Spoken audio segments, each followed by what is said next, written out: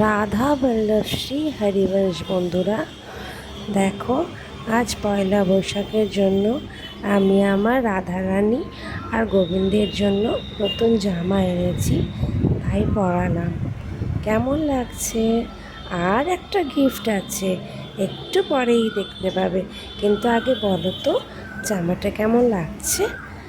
এই যে নতুন গিফট, এটা পয়লা বৈশাখের জন্য আমি অনেক দিনের ইচ্ছা ছিল আমার যে ওদেরকে কিছু একটা গিফট করি। বিশেষ করে এই পায়ের নুপুরটা খুব ইচ্ছা ছিল।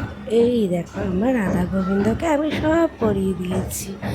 কি সুন্দর লাগছে না? কি মিষ্টি লাগছে।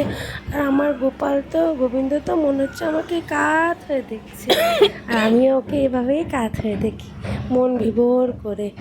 আমার রাধারানী তো খুবই ভালো, খুবই ভালো। ওকে কোনো সময় আমার সাজাতে অসুবিধা হয় না।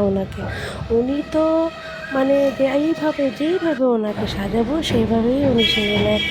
আর ইনি ভদ্রলোক, ইনি আমার গোবিন্দ ভদ্রলোক। এত দুষ্টামো করে যে আর কিছু বললাম না। যাই হোক, খুব কষ্টে উনি সেজে নিয়েছেন। অনেক কাকতি মিনতি হাত জোর করে প্রার্থনা করে ওনাকে সাজানো হয়েছে। তারপরে পূজা টুজা দেওয়া হলো। তারপরে এই আমার রাধা গোবিন্দ বসে আছে